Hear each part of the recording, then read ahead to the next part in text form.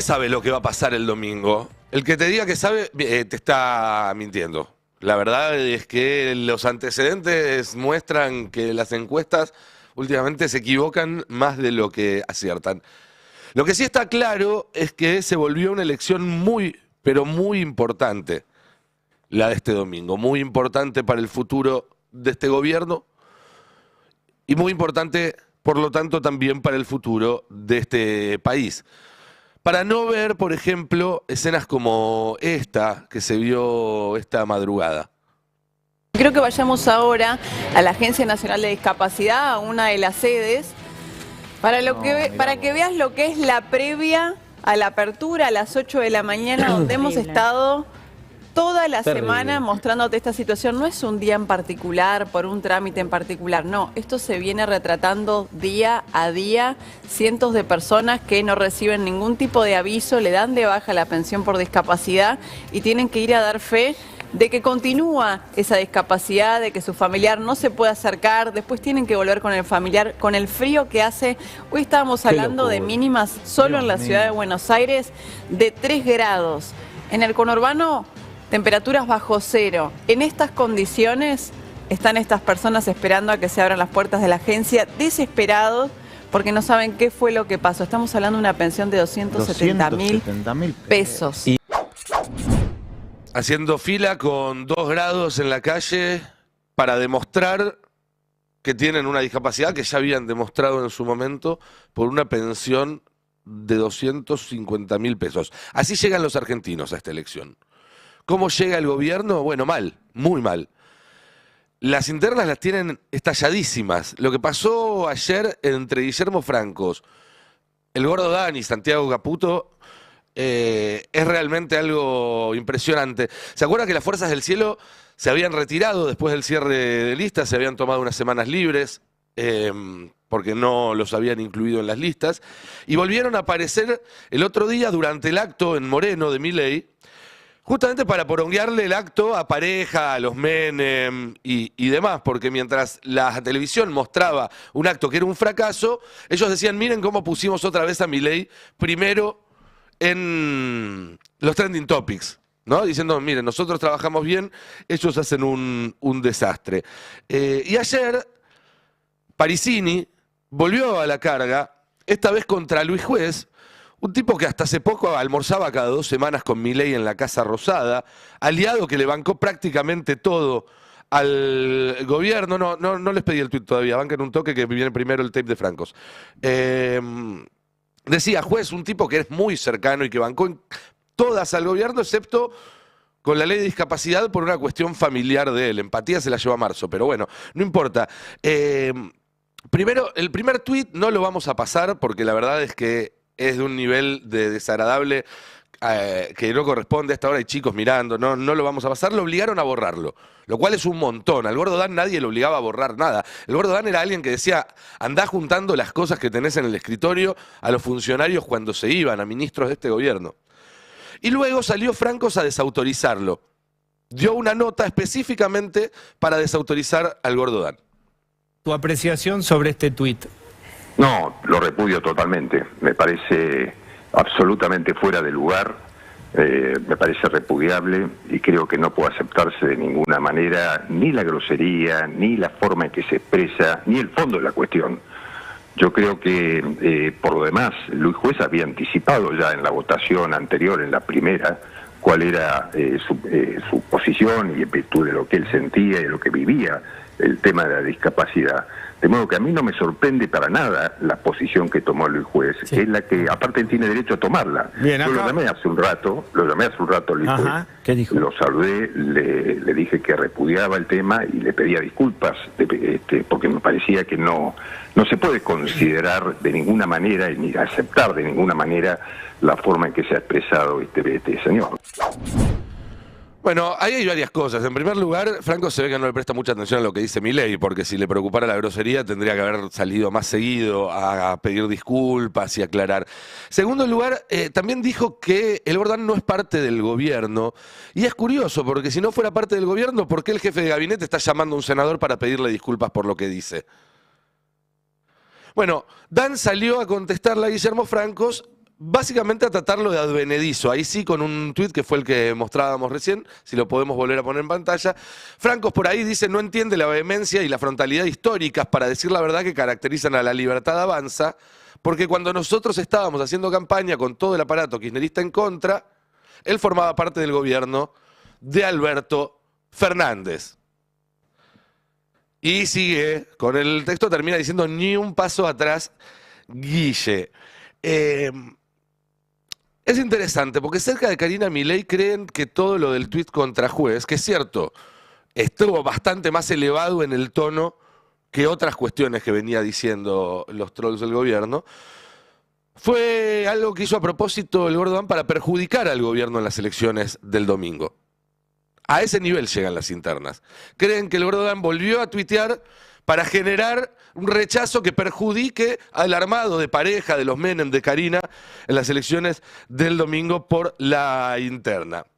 Y por otro lado hubo otra novedad de este operativo despegue, que es que anoche salió a la luz una nueva cuenta de Santiago Caputo, la número 150 a esta altura, pero con una particularidad.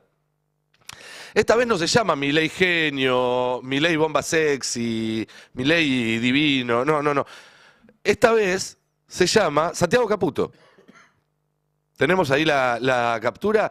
Es interesante, dice Santi C, SL Caputo, y entre la gente que lo sigue está Javier Milei, y eso nos da la cuenta de que efectivamente es él. Yo no creo que Milei se ponga a seguir a un fake recién creado de Santiago Caputo. Y lo primero que tuitea es 10 verdades incómodas de la era mileísta, y es un decálogo que ya habían publicado las Fuerzas del Cielo hace un año y pico, pero con un detalle, cambió el orden. Para lo que antes estaba en el fondo, en el octavo lugar, ahora aparece como primero y dice, nos chupa un huevo lo que opinen los que arruinaron el país, nuestro compromiso es con la sociedad. Es un mensaje directo a Guillermo Francos, que como decía a la misma hora en su tuit, Parisini fue parte del gobierno anterior y el anterior y el anterior y el anterior. Están prendidos fuego en esa interna. Y dicen algunos que conocen a Santiago Caputo que él ya está pensando en su futuro profesional como consultor en otros países y que para eso tiene que venderse como el que logró el milagro de que Milei suba, pero abrirse antes de que Milei termine de caer. Y por eso estamos viendo que ahí saca la cuentita con su cara, su nombre, su apellido, para empezar con el despegue. Otro tema.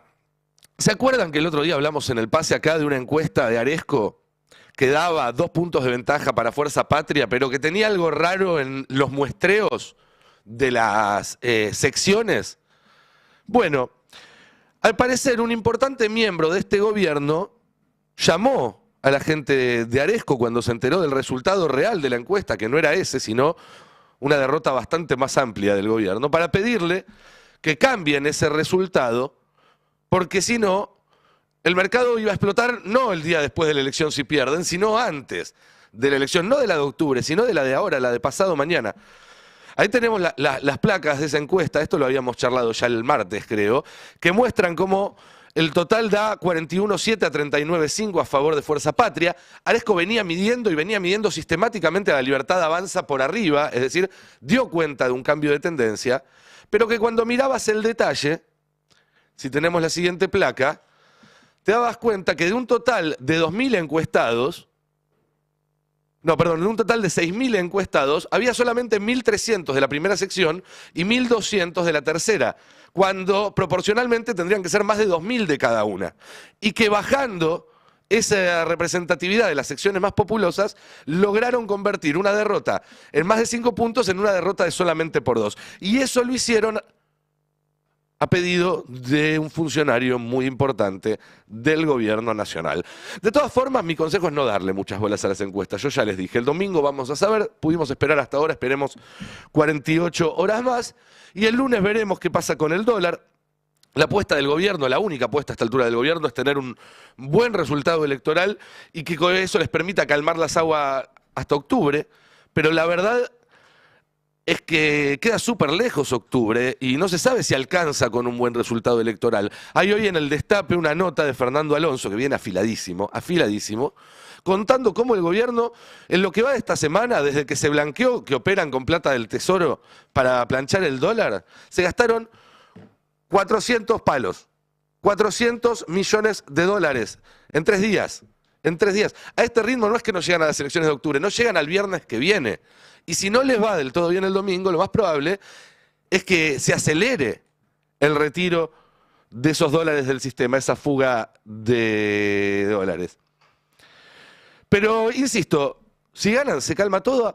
Es una gran incógnita. Ayer en el Congreso le dieron 2 estocadas muy clave al gobierno, rechazando el veto a discapacidad y también empezando a modificar el régimen de DNU. Porque lo que le están diciendo es que la pauta en términos de gasto ya no la tiene el Ejecutivo, que el que va a tomar esas decisiones es el Congreso. Y como les contamos acá, probablemente el Congreso va a intentar aprobar hasta un presupuesto distinto del que mande el Poder Ejecutivo, si es que manda uno. Y eso hace un ruido bárbaro en lo que se llama los mercados. Ganar entonces no les garantiza nada, pero sí les va a dar un cheque en blanco para profundizar sus discursos de odio, para profundizar la censura, para profundizar la agresividad, la violencia, el autoritarismo. Porque por supuesto van a decir, la gente nos sigue apoyando a pesar de todo esto, bueno, aceleremos todavía más. Por eso es muy importante lo que pase este domingo. Ahora, si les va mal se puede precipitar todo a una velocidad que no sé si la gente se da idea de los términos en los cuales se está hablando en el círculo rojo. El dólar se puede ir a la mierda, las calles se pueden ir a la mierda, las internas se pueden ir más a la mierda todavía. Los planes del establishment para reemplazarlo, obviamente, van a calentarse todavía más. Las denuncias de corrupción que van a seguir saliendo a la luz. Miren, hay contratos de la Suizo-Argentina con por lo menos media docena de provincias. Todas de gobernadores más o menos cercanos al gobierno. Y les digo más, hay provincias de gobernadores que no eran tan cercanos al gobierno, que después acordaron con el gobierno y al mes siguiente dieron de baja los contratos que tenían con otras droguerías para contratar a la Suizo-Argentina. En serio, eso se va a conocer ahora en pocos días. Hay contratos de la Suizo-Argentina con prácticamente todas las oficinas y despachos del Poder Ejecutivo. Y de eso también se va a ir sabiendo con el correr de los días y de las semanas. Y así como había un esquema en la Andis, del famoso 3%, que en realidad no era el 3, era el 8, o incluso dicen algunos que a veces más, había, y esto también va a salir a la luz pronto, un esquema similar en la DATSE. La DATSE es la de los medicamentos complejos, oncológicos y demás, que valen un montón de plata. Es 10 veces más grande que la Andis, la DATSE, en cantidad de guita. Y todo eso va a salir a la luz. Van a empezar a hablar los proveedores del PAMI.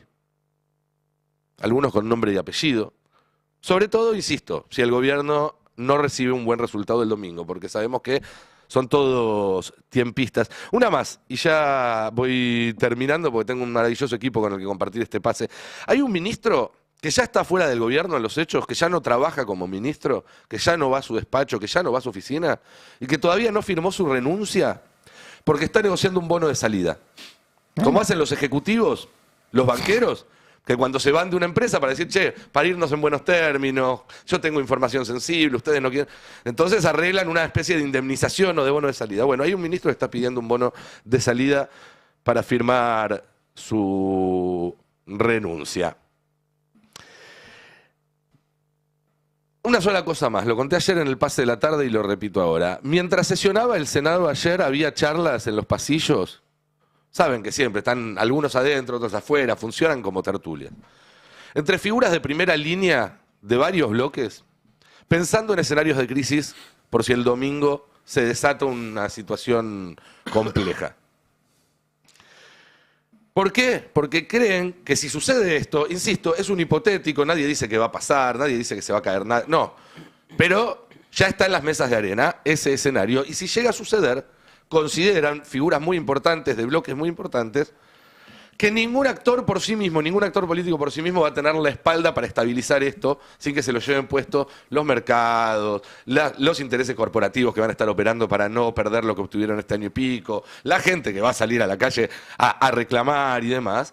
Y empiezan a sonar esas frases tipo unidad nacional, abrazo Perón-Balbín, plan de estabilización, que más allá de que suelen ser más cuestiones de intención que de otra cosa, lo que dicen a lo largo de la historia argentina, cada vez que empiezan a sonar, es que el gobierno de turno tiene el boleto picado.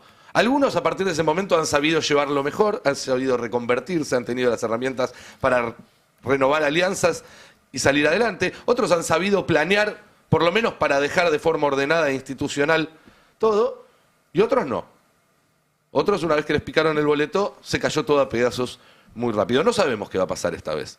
No sabemos qué va a pasar esta vez, pero de eso es de lo que está hablando la política, el Círculo Rojo, los que saben en la Argentina, en las horas previas de una elección que parecía ser una elección provincial y se volvió de repente en una elección que puede definir el futuro del país. Buen día, compañeros. Buen día. ¿Cómo están? Yo quiero Buen día, saber, Nico, no, ¿cómo le pará, va? me quedé muy